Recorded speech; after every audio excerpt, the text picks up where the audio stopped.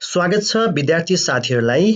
आज हामी विश को प्रयोग गर्न सिक्ने छौं। विश यसलाई वर्तमानको अभाव अथवा यस्तो भएको भए हुन्थ्यो भनेर परिवर्तन प्रतिको जुन चाहना व्यक्त गरिन्छ त्यसलाई हामीले विशबाट व्यक्त गर्न सकिन्छ। हाम्रो चाहना, इच्छा, आकांक्षाहरू त्यसलाई व्यक्त गर्नको लागि आई विश अथवा इफ ओन्ली बाट प्रयोग गर्न सकिन्छ, अभिव्यक्त गर्न सकिन्छ। I wish is equals to if only।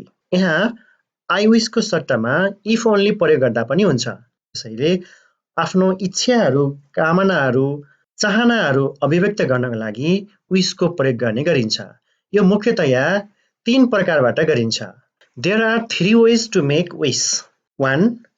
Subject plus would plus V1 object। यो यहाँ सिचुएसनलाई अभिव्यक्त गर्नको लागि सब्जेक्ट वुड V1 को प्रयोग गरिन्छ। अनि दोस्रो condition subject plus could plus V1 object, यसमा कुड भएको कारणले यहाँ कुडले आफ्नो एबिलिटी, क्षमता, पावर, फिजिकल एक्टिभिटीलाई इङ्गित गर्दछ, इन्डिकेट गर्दछ। अनि पास्ट टेन्स चाहिँ एक्सनको लागि एक्सन भर्ब अथवा कुनै हाम्रो एक्सन क्रियाको लागि प्रयोग गरिन्छ। यहाँ सब्जेक्ट V2 अब्जेक्ट हुन्छ, अर्थात् सब्जेक्ट वेयर नाउन अथवा एडजेक्टिभ हुन सक्छ अथवा subject plus had plus noun पनि हुन सक्दछ।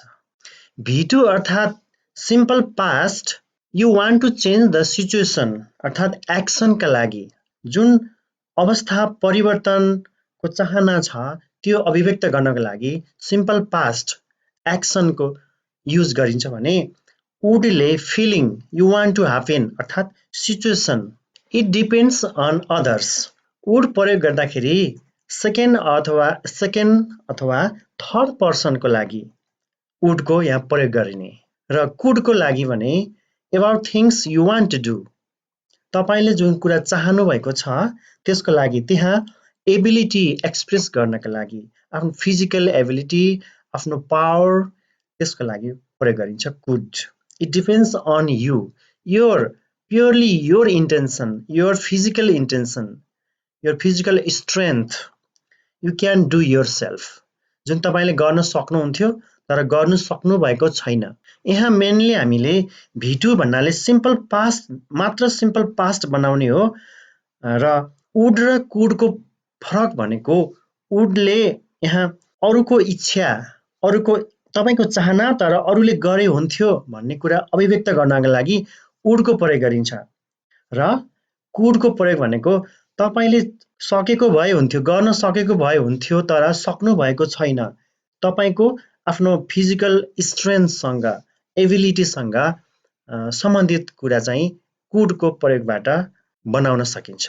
अब केही इक्जाम्पल्सहरू हेरौँ। यहाँ सिम्पल पास्टको इक्जाम्पलहरू बनाइएको छ। I wish I were healthy, I wish I were a teacher, I wish I were a farmer, I wish she were here, I wish I were in Palpa. कामना के गरिएको छ भने I wish I were healthy, म healthy भएको भए, किनभने यो बिरामी अवस्थामा हेल्दी भएको भए भनेर कामना गर्न सकिन्छ। त्यस्तै गरेर I wish I were a teacher, in this situation, in this present context, if you are not a teacher but you want to be a teacher, so in this condition you can express I wish I were a teacher। तपाई teacher हुनुहुन्न तर teacher भइदिएको भए हुन्थ्यो भन्ने कुरा व्यक्त गर्नका लागि यस्तो सेन्टेन्स प्रयोग गरिन्छ। त्यस्तै गरेर I wish I were a farmer, farmer हुनुहुन्न तर फार्मर भइदिएको भए हुन्थ्यो भन्नको लागि I wish she were here, तपाईलाई उसको अभाव खड्किएको छ अनि ऊ यहाँ भइदिएको भए भन्नका लागि यस्तो sentence. I wish I were in Palpa, तपाईलाई यो अवस्थामा यति बेला यो समयमा पाल्पामा भइदिएको भए हुन्थ्यो भन्ने अवस्थाको कामना गर्नका लागि I wish I were in Palpa. Now अर्को प्रकारको sentence I wish I had a car। यहाँ पोसेसनसँग, तपाईसँग कुन कुरा भइदिएको भए हुन्थ्यो, तपाईसँग, तपाईको साथमा भइदिएको भए हुन्थ्यो भन्ने कुराको लागि यहाँ ह्याडको प्रयोग गरिन्छ, किनभने सिम्पल पास्ट बनाउनु पर्यो। I wish I had a car। Similarly, I wish I had a laptop I wish I had a golden watch. I wish I had a dictionary. किनकि यो कुराको अभाव हामीसँग छ, त्यसैले जुन कुराको अभाव छ र त्यो कुरा खड्किएको छ, त्यो कुरा भइदिए हुन्थ्यो भन्नको लागि यसरी बनाउन सकिन्छ. I wish I had a lot of money. I wish I had a girlfriend. I wish I had called you. त्यसै गरेर I wish I knew the truth. मलाई सत्य, यथार्थ तथ्य मलाई थाहा भइदिएको भए. I wish he met me. उसले मलाई भेटेको भए. भेटेको छैन तर भेटेको भए. I wish I went to school. म स्कुल गएको भए. जान सकेको छैन तर गएको भए हुन्थ्यो. जान सके हुन्थ्यो. I wish they helped me. तिनीहरूले मलाई हेल्प गरेको भए हुन्थ्यो. गरे हुन्थ्यो. I wish I won the match. मैले खेल जिते हुन्थ्यो, जितेको भए भन्ने अवस्थाको कामना, इच्छा, चाहना. यो इक्जाम्पल भयो सिम्पल पास्ट को प्रयोग गरेर कामना व्यक्त गरिएको. अब हेरौं कुडको प्रयोग. कुड भनेको हाम्रो क्षमता, एबिलिटी, पावरसँग सम्बन्धित कुरा हो. For example, I wish I could fly. उड्न सकेको भए हुन्थ्यो तर सक्दिन. I wish I could swim. पौडिन सकेको भए हुन्थ्यो तर सक्दिन. I wish I could go to Palpa. जान सकेको भए हुन्थ्यो तर सकिँदैन, तर सकेको छैन. फिजिकल स्ट्रेन्थसँग यो कुरा भयो. I wish Nepal could win the match.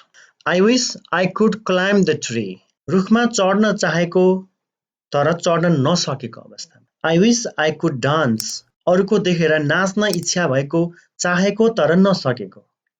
I wish I could draw a picture. I wish I could speak English fluently. यहाँ यी इक्जाम्पलहरुमा कुडको प्रयोग फिजिकल पावर, एबिलिटी, स्ट्रेन्थसँग डाइरेक्टली रिलेटेड छ. किनभने फ्लाइ गर्नको लागि आफ्नो पावर चाहिन्छ, स्विम गर्नको लागि त्यस्तै, अनि जानको लागि, जित्नको लागि, क्लाइम्ब गर्नको लागि, डान्स गर्नको लागि, ड्र गर्नको लागि, बोल्नको लागि हामीसँग हाम्रो शरीरसँग रिलेटेड कुरा, फिजिकल एबिलिटी, पावरसँग सम्बन्धित कुरा भएको हुनाले यहाँ कुडको प्रयोग गरिन्छ. नाउ वुडको प्रयोग अब. I wish she would be my sister. तपाईको चाहना भइदिए हुन्थ्यो भन्ने कुरा, तर सेकेन्ड, थर्ड पर्सनको यहाँ युज गरिएको छ. I wish she would be my sister. I wish he would help me. I wish she would talk to me. कुरा गरे हुन्थ्यो, गरेको भए हुन्थ्यो, सहयोग गरेको भए हुन्थ्यो भन्ने तपाईको चाहना, intention. I wish my father would buy a motorbike.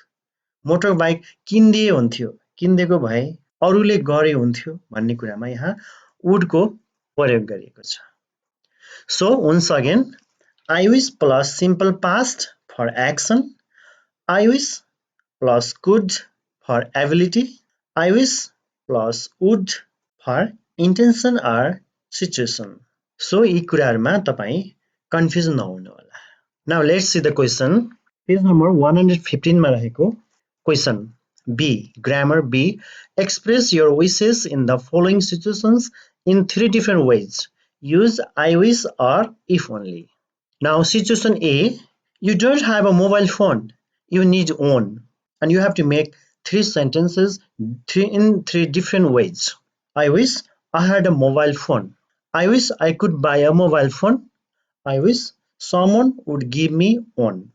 यहाँ यी तीनैवटा सेन्टेन्सले एउटै कुरा इंगित गरेको छ, त्यो हो you don't have a mobile phone, you need one. तीनवटा डिफरेन्ट वेज यहाँ के छ त? I wish I had a mobile phone, simple past.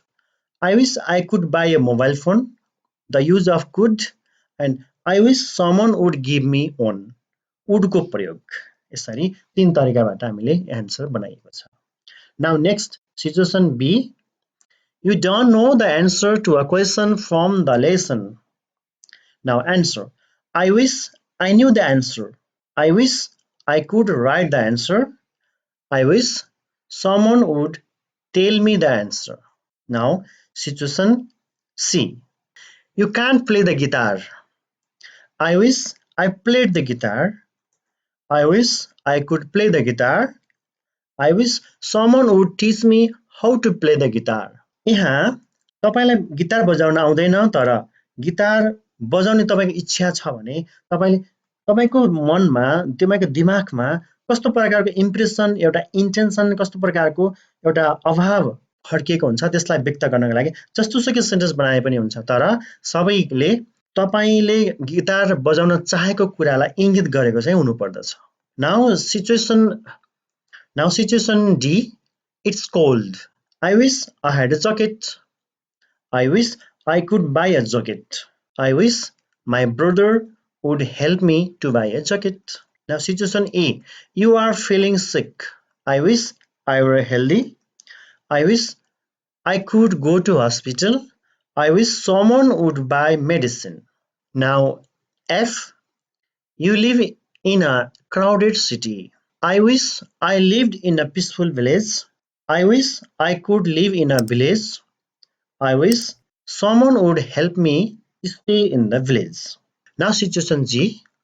You feel lonely. I wish I had many friends. I wish I could make friends. I wish someone would talk to me. यहाँ simple past could र वुडबाट तपाईले जस्तोसुकै sentence बनाए पनि हुन्छ यो subjective question भएको हुनाले तर यसले इंगित गर्नुपर्दछ कि यु फिल लनली भन्ने कुरासँग सम्बन्धित एन्सर चाहिँ हुनुपर्दछ ओके तपाईलाई धेरै धेरै धन्यवाद थ्यांक यू सी यू